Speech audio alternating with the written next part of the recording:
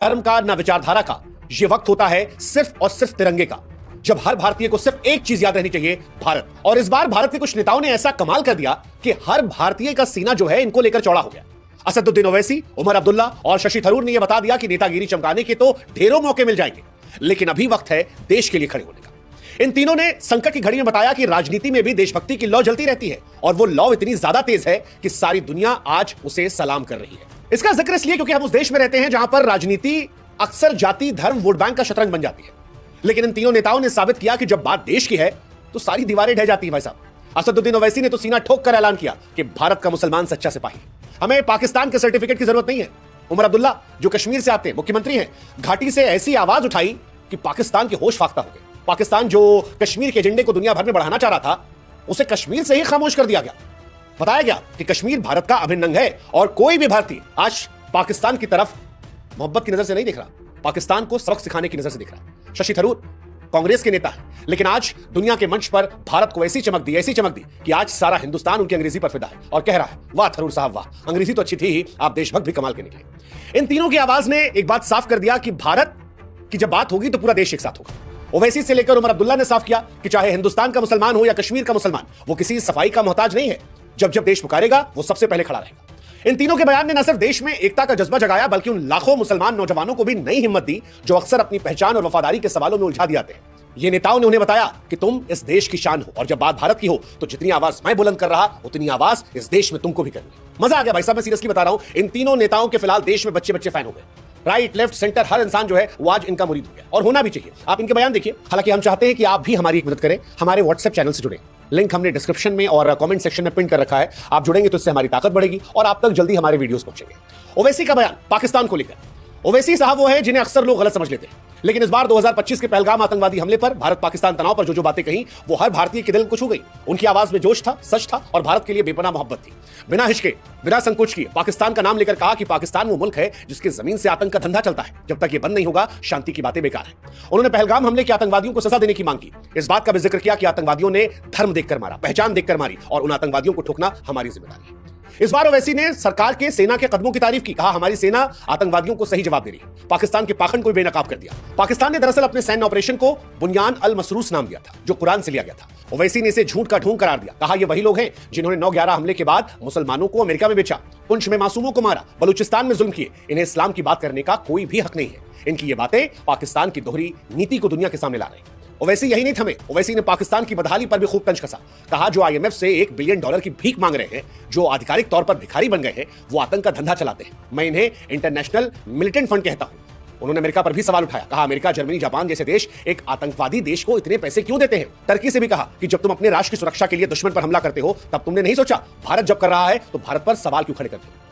ओवैसी का टर्की पर सवाल उठाना, पाकिस्तान पर सवाल उठाना इस देश में लोगों को ताकत देता है, क्योंकि कई बार लोग धर्म के नाम पर सॉफ्ट होते हैं। लेकिन जब ओवैसी जैसा नेता इतनी मजबूती से, इतने तीखे तंज में ये बात कहता है कि मुसलमान हम बाद में हैं, पहले हम भारत के वासी हैं और भारत सबसे पहले आता है, तो फिर इस देश में यंग लड़के जो ओवैसी को सुन रहे हैं, उन्हें भी एक नया जोश मिलता है और देशभक्ति की भावना से वो भी लबरेज होते हैं। बिहार के मोतिहारी में तिरंगे की पगड़ी पहनकर ओवैसी ने हुंकार भरी। कहा, मैं भारत से मोहब्बत करता हूं, मेरी आलोचना वोट की सियासत के लिए नहीं, सच्ची देशभक्ति के लिए है। ओवैसी ने इस देश के मुसलमानों से कहा कि अगर जिहाद करने का है तो फिर आतंकवाद के खिलाफ जिहाद करो। भारतीय मुसलमानों के सामने जब ओवैसी ने बातें कही तो ये देश को एकजुट करने वाली बात थी, और इसीलिए आज हम कह रहे हैं कि ओवैसी साहब को सलाम है। ओवैसी ने भारत के 23 करोड़ मुसलमानों से कहा कि सुनो, हम वो मुसलमान हैं जिन्होंने 2 राष्ट्र के सिद्धांत को ठुकराया, लोकतांत्रिक भारत चुना। हम पाकिस्तान नहीं है। पाकिस्तान वो है जो दुनिया भर में जुल्म करता है, बलूचिस्तान में मुसलमानों को मारता है। हम उनकी तरह नहीं है, हम अलग हैं। ओवैसी की तरह एक और नेता उमर अब्दुल्ला, उन्होंने भी जो कुछ कहा वो भारत को मजबूत करने वाला था। जम्मू कश्मीर के मुख्यमंत्री उमर अब्दुल्ला कश्मीर को लेकर ऐसी आवाज उठाई जो इस्लामाबाद तक को दहलाने वाली थी। जिस संयम, जिस ताकत, जिस संवेदनशीलता से उन्होंने बात रखी, यकीन मानिए इससे भारत को मजबूती मिली। कई बार दुनिया कश्मीर को भारत से अलग करके देखती है, कई बार दुनिया कश्मीर के लोगों की बातों को हाईलाइट करने की कोशिश करती है, और ऐसे में उमर अब्दुल्ला ने जो बातें कही वो भारत को मजबूत कर रही थी, पाकिस्तान को कमजोर कर रही थी। क्योंकि उमर अब्दुल्ला ने कश्मीर और भारत की आवाज बनते हुए पाकिस्तान को आड़े हाथों लिया और कहा कि साहब, आप तो जांच करने से इंकार कर रहे थे, अब शहबाज शरीफ जांच की नौटंकी क्यों करते हैं?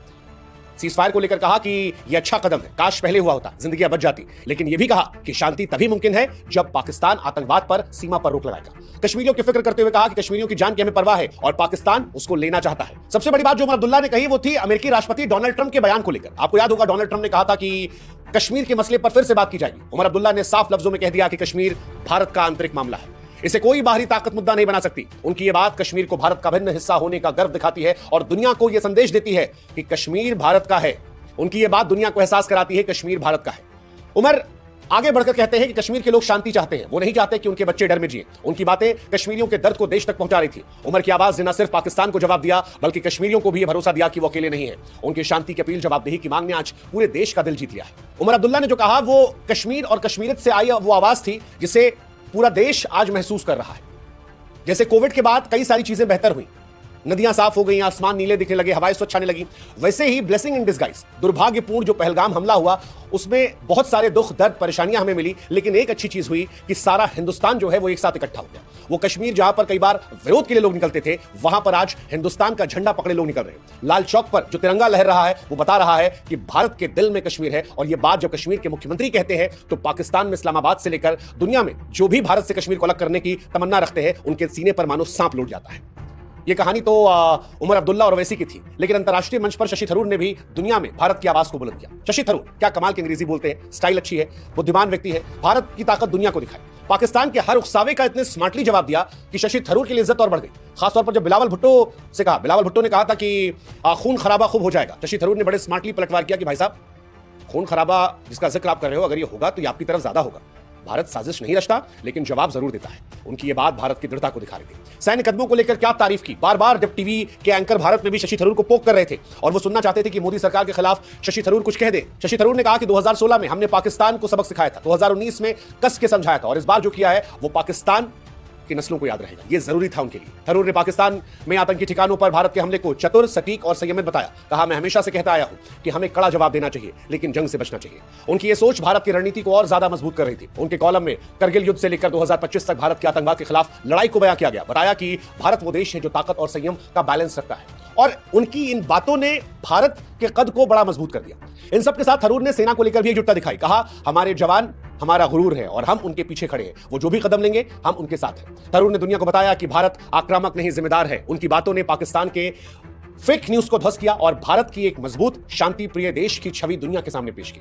थरूर की चतुराई ने, थरूर की बातों ने वैश्विक मंच पर भारत को एक नई ऊंचाई दी और आज भारत का गर्व जो है वो और ज्यादा बढ़ा है इनकी वजह से। इसलिए आज इन तीनों नेताओं को हम सलाम करते हैं। हालांकि इन तीनों नेताओं को जब हम जिक्र कर रहे हैं तो हमें इतिहास में अटल बिहारी वाजपेयी साहब याद आते हैं। अटल बिहारी वाजपेयी साहब वो शख्स जिन्होंने देशभक्ति को नए मायने दिए थे। 1971 में जब इंडिया पाकिस्तान का युद्ध हुआ था और बांग्लादेश की आजादी की लड़ाई चली थी, तब वाजपेयी साहब विपक्ष में थे, लेकिन इंदिरा गांधी की सरकार